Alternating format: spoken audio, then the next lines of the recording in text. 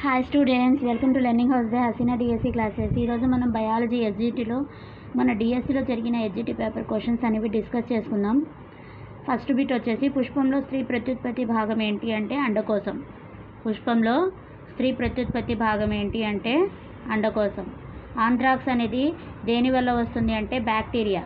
Anthrax అనేది bacteria వల్ల వస్తుందన్నమాట. గాలికుంట వ్యాధి వైరస్ వల్ల వస్తుంది. మలేరియా ప్రోటోజోవా వల్ల వస్తుందన్నమాట. మలేరియా అనేది ప్రోటోజోవా వల్ల వస్తుంది. గోధుమలో కుంకుమ తెగులు అనేది శిలీంధ్రం వల్ల వస్తుంది. ఆంథ్రాక్స్ వ్యాధి బ్యాక్టీరియా వల్ల వస్తుంది. గాలికుంట వ్యాధి అనేది వైరస్ వల్ల వస్తుంది. మలేరియా ప్రోటోజోవా వల్ల వస్తుంది. గోధుమలో కుంకుమ తెగులు అనేది శిలీంధ్రం వల్ల వస్తుంది. ప్రత్యేక నివాసం లేని అడవి జంతువుల జత కోతి మరియు ఏనుగు. ప్రత్యేక నివాసం లేని అడవి జంతువుల జత ఏది? కోతి మరియు ఏనుగు. ఒక అమ్మాయి ఎదుగుదల కుంటపడటం, ముఖంలో వాపు, జుట్టు రంగు కోల్పోవటం, చర్మ వ్యాధులు మరియు అతిసారంతో బాధపడుచున్నచో ఇది దీని లోపం వలన కావచ్చు, ప్రోటీన్ల లోపం వలన కావచ్చు. ఒక అమ్మాయి ఎదుగుదల కుంటపడటం, ముఖంలో వాపు, జుట్టు రంగు కోల్పోవటం, చర్మ వ్యాధులు మరియు అతిసారంతో బాధపడుచున్నది అనుకుంటే ఇది దీని లోపం వలన కావచ్చు, అంటే ప్రోటీన్ల లోపం వల్ల ఆ అమ్మాయికి అవన్నీ కూడా అలాంటి డిసీజెస్ అనేవి అంటే జుట్టు రాలిపోవటము, ఇంకా చర్మ వ్యాధులు, స్కిన్ ఎలర్జీస్ అనేవి ఇవన్నీ కూడా ప్రోటీన్ లోపం వల్ల వస్తుంది. ముఖం కూడా వాపుగా ఉంటే కనుక ఆ అమ్మాయికి ప్రోటీన్ లోపం ఉందని చెప్పొచ్చు అనమాట. పర్వత ప్రాంత మొక్కలు వాలుగా ఉండే కొమ్మలు, సూదులు వంటి పత్రాలను కలిగి ఉండటానికి కారణం ఏంటి అంటే వర్షపు నీరు, మంచు, తేలికగా జారిపోవుట.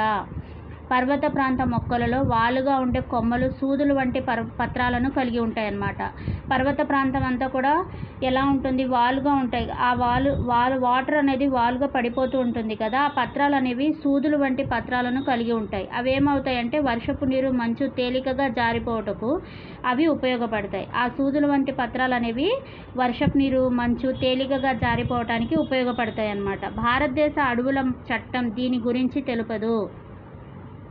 వన్యమృగాల నుండి ప్రజలను కాపాడుట అనేది చట్టంలో లేదన్నమాట. భారతదేశ అడవుల చట్టం దీని గురించి తెలపదు. వన్యమృగాల నుండి ప్రజలను కాపాడుట. మురుగునీటిలోని కర్బన మలినాలను గుర్తించండి. కూరగాయలు, వ్యర్థాలు, కలుపు సంహారకాలు. అంటే మురుగునీటిలో ఉండే కర్బన మలినాలను ఏంటి అంటే కూరగాయల వ్యర్థాలు, ఇంకా కలుపు సంహారకాలు. ఇవి మురుగునీటిలో ఉండే వ్యర్థ పదార్థాలు. ఊపిరితిత్తులకు సంబంధించి సరికాని వాక్యం ఏంటి అంటే ఎడమ ఊపిరితిత్తులో 3 లంబికలు ఉంటాయి. అది సరికాదు. ఎడమ కర్ణికలో ఊపిరితిత్తులు 3 లంబికలు ఉంటాయి అనేవి ఎడమ ఊపిరితిత్తుల్లో 3 లంబికలు ఉంటాయి అనేది సరికాదన్నమాట. కోయలేటిడ్ పక్షిలో 1 నిమిషానికి హృదయ స్పందనలు ఎంత అంటే 1200. కోయల్టిట్ పక్షిలో 1 నిమిషానికి హృదయ స్పందనలు 1200 అన్నమాట. జింక్ కాపర్ సల్ఫేట్లో రసాయన చర్య జరిగినప్పుడు బీకర్ అడుగు భాగంలో ఏర్పడే పదార్థం యొక్క రంగు ఎలా ఉంటుంది అంటే ఎరుపు రంగులో ఉంటుంది. జింక్ కాపర్ సల్ఫేట్తో రసాయన చర్య కెమికల్ రియాక్షన్ జరిగినప్పుడు బీకర్ యొక్క అడుగు భాగంలో ఏర్పడే పదార్థం యొక్క రంగు ఎలా ఉంటుంది? ఎరుపు రంగులో ఉంటుందన్నమాట. ఎరుపు రంగులో ఉంది అంటే అది దేంతో కెమికల్ రియాక్షన్లో పాల్గొంది అంటే జింక్ ప్లస్ కాపర్ సల్ఫేట్తో కెమికల్ రియాక్షన్ జరిగినప్పుడు ఎరుపు రంగు వస్తుంది.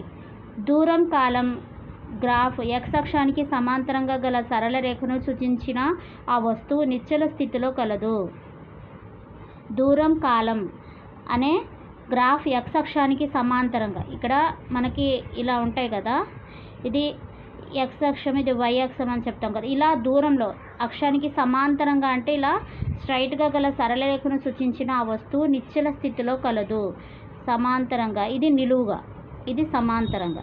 ఇలా సమాంతరంగా ఉంటే అది ఎప్పుడు కూడా నిశ్చల స్థితిలో ఉంటుంది అని తెలియజేస్తుంది అన్నమాట.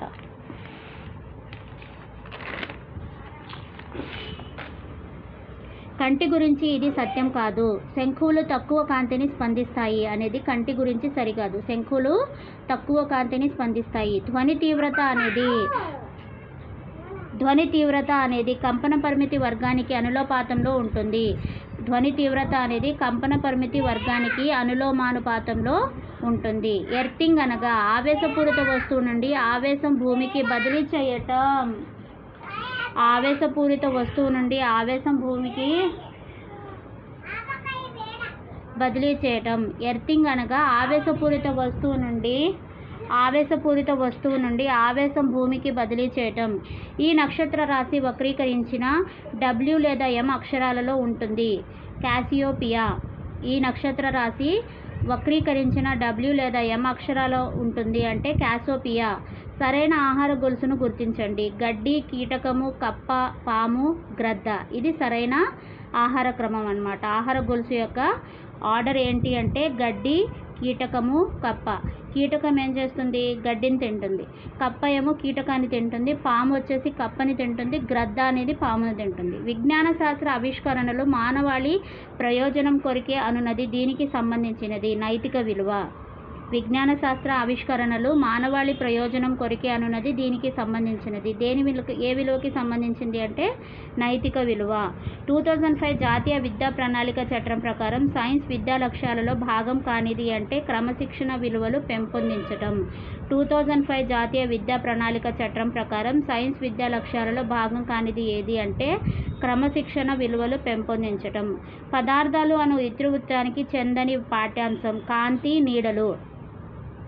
పదార్థాలు అను ఇతివృత్తానికి చెందని పాఠ్యాంశం ఏంటి అంటే కాంతి, నీడలు. కింది సమాచారం ఆధారంగా సరైన జతను సూచించి సమాధానం గుర్తించండి.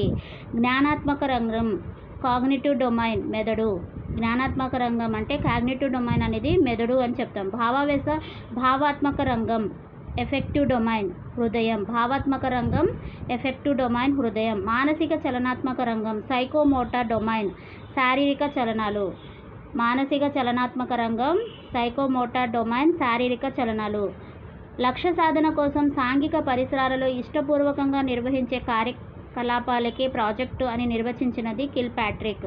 లక్ష్య సాధన కోసం సాంఘిక పరిసరాలలో ఇష్టపూర్వకంగా నిర్వహించే కార్యకలాపమే ప్రాజెక్టు అని నిర్వచించినది కిల్పాట్రిక్. 2024 జాతీయ సైన్స్ దినోత్సవం ఇతివృత్తం ఏంటి అంటే వికసిత్ భారత్ కొరకు సాంప్రదాయక సాంకేతికత. 2024 జాతీయ సైన్స్ దినోత్సవం యొక్క ఇతివృత్తం ఏంటి అంటే వికసిత్ భారత్ కొరకు సాంప్రదాయ సాంకేతికత అనేది మెయిన్ ఉద్దేశం అన్నమాట. ఓకేనా? ఐ హోప్ మీకు ఈ వీడియోలో ఈ బిట్స్ అన్నీ కనుక నచ్చితే like and subscribe my channel, watch my videos. ఇలాంటి మరిన్ని వీడియోస్ కోసం నా ఛానల్ని సబ్స్క్రైబ్ చేసుకోండి. Thank you students.